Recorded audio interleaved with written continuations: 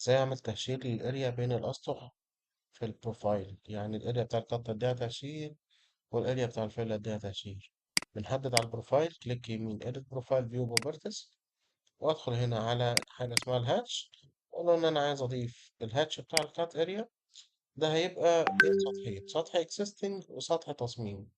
قط يعني السطح الاكزيستنج اكبر من سطح التصميم، يبقى الابر باوندري او حدود السطح اللي موجوده فوق هي حدود الاكزيستنج جراوند، واللور باوندري الحدود اللي هتبقى موجوده تحت اللي انا عايز اوصل لها بعد القط هي الديزاين بروفايل.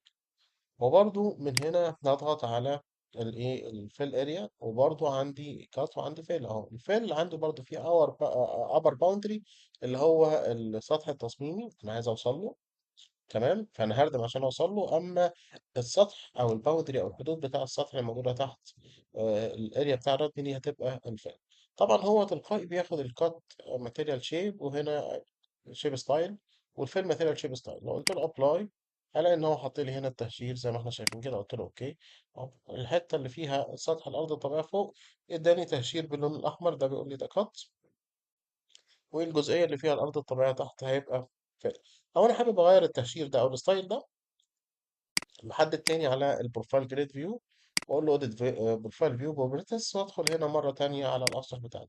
ممكن طبعا اختار ستايلات من الستايلات الموجوده عندي، مثلا اقول له حط لي ده مثلا ستايل بيف 1، وحط لي ده مثلا ستايل مثلا بيز على سبيل المثال.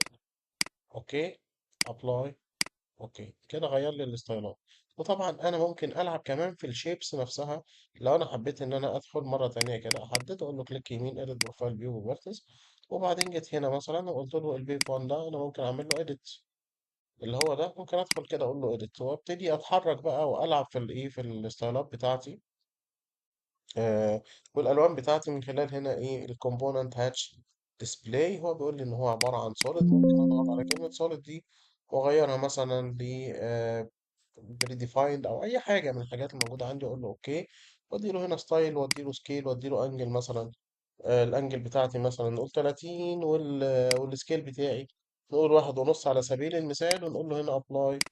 اوكي اوكي اوكي. لان هو هيبتدي يلعب فيه لسه. طبعا أنا خدت كوبي من الستارت عشان كده ما ظهرش التعديل هنا، لكن لو انت حبيت انك تتحكم بقى في الاشكال او الستارات بتاعتك، يبقى من خلال الجزئيه الاخيره اللي احنا شرحناها دي.